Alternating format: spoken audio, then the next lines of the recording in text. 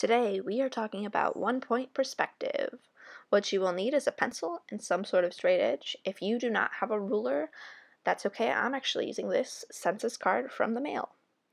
So starting off, we're going to use one vanishing point. One-point perspective means only one vanishing point. And then getting right into the shape that I'm going to start drawing. I started out with a rectangle and then I'm connecting the corners back to the vanishing point. The number of corners you connect backward will depend on where you put your first shape. Mine, you can see I'm connecting 3 corners backward, and the reason I don't connect the 4th corner is because if I were to do that, it would cross through that first shape. You see this? This is no good. It means that that corner is actually behind the shape, so I don't need to include it unless it's a clear shape. If you use a circular shape or something that does not have corners, what you do is take your straight edge, connect it to the vanishing point, and then rotate toward the shape. As soon as you hit the shape, the circle in my case, you stop moving the straight edge and you draw your line. Pretty simple. Okay, I'm going to show you an example of one more shape.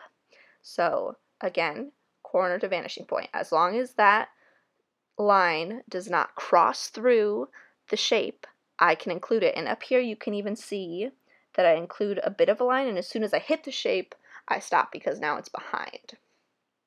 Okay, if you want to include where your shape ends, so I can see the front side, if I don't want it to recede all the way into the distance, I take my straight edge and make it parallel with the front part of the shape, and then scoot back to where I would like the shape to end. So here I'm doing it once again, parallel, scooting down, making my line. And these are where the shape ends, and then I can erase the extra lines. If you have a round shape, you cannot use the straight edge because it's not a straight line, but you can still make a parallel curve further back where you would like that shape to end. Okay, moving right into our first project option. Here I'm using those same things I was just talking about, but we are going to be making a room or a hallway.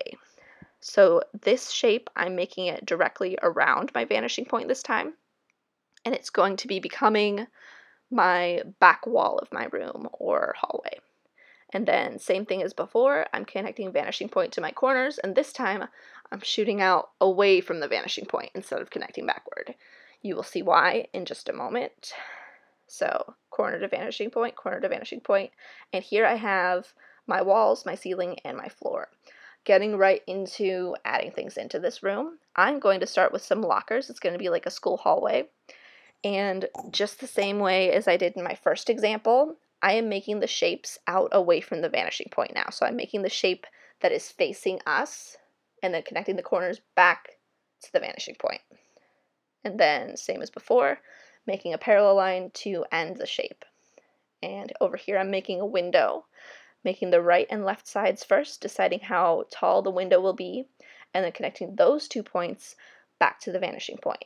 Any line that is going horizontally, for the most part, is going to be connected to the vanishing point.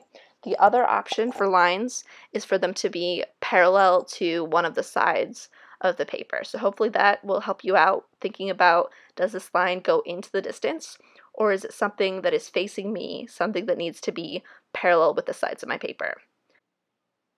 Alright, so over here I'm making another detail for my hallway, and I'm using these same things that I've been talking about. So making the shape that is facing us, the shape with the lines that are parallel to the sides of the paper, and then making the sides of that shape that recede into the distance connect from the corners to the vanishing point. And then whenever I would like that shape to have a back edge, I make a line parallel to the front edge. Alright, moving into some details. As things get further down the hallway, further away from where we are, they get smaller. So I'm making some lockers. They would actually all be the same size, but since we have this view where we're looking down the hallway into the distance, as things get further away, they get smaller. So don't worry about exact measurements, but you will create a much more convincing illusion if you keep in mind that as things get further away from you, they will get smaller. And here I'm adding some little vents to my locker.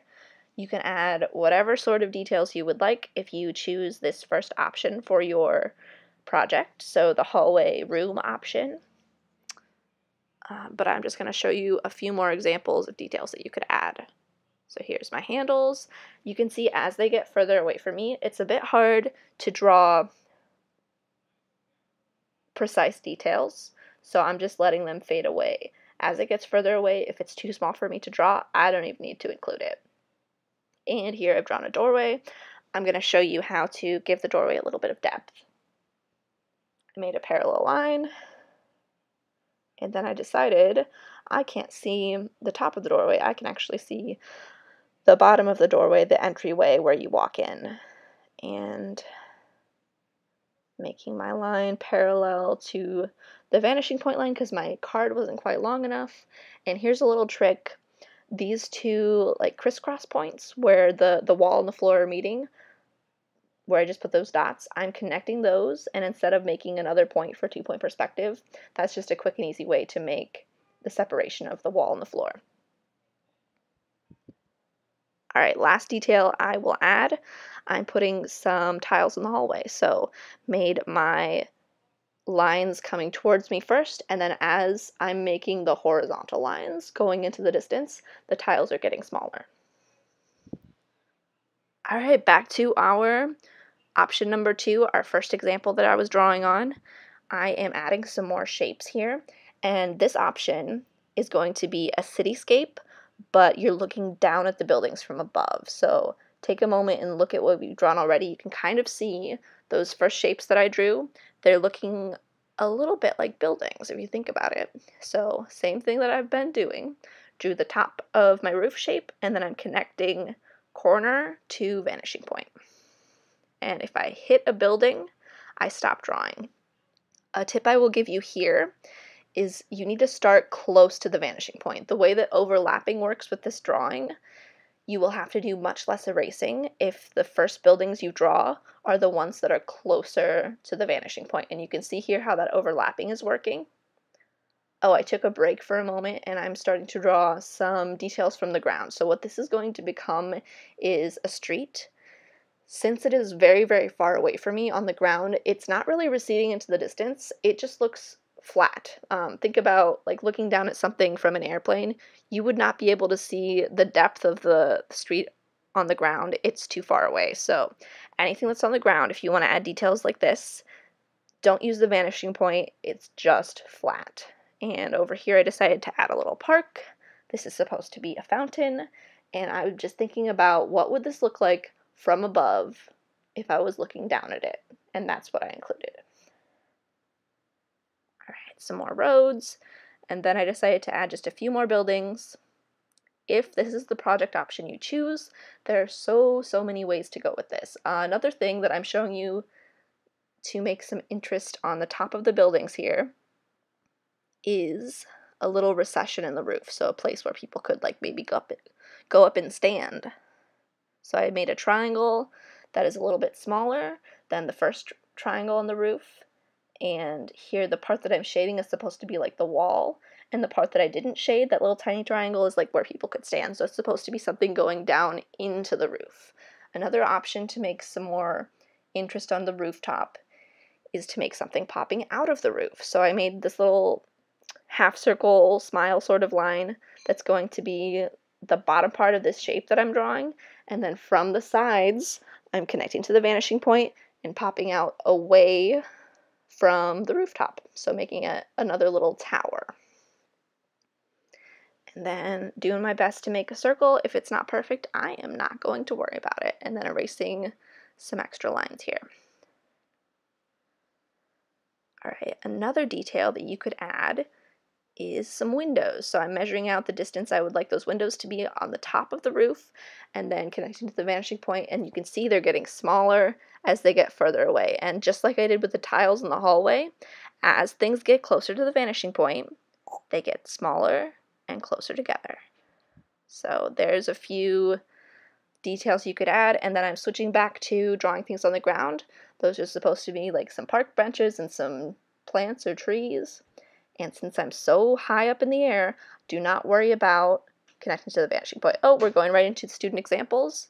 So here are some hallway examples. You can see in these ones, the hallway is drawn 1-point perspective, and then it's a window. So you can draw whatever you like outside the window if you don't want to draw something inside the hallway. And then with the cityscape option, here's a bunch of really great examples. Just remember, start close to the vanishing point, work your way out away from it. And just have fun, guys. There's a lot of things you can do with this. Good luck.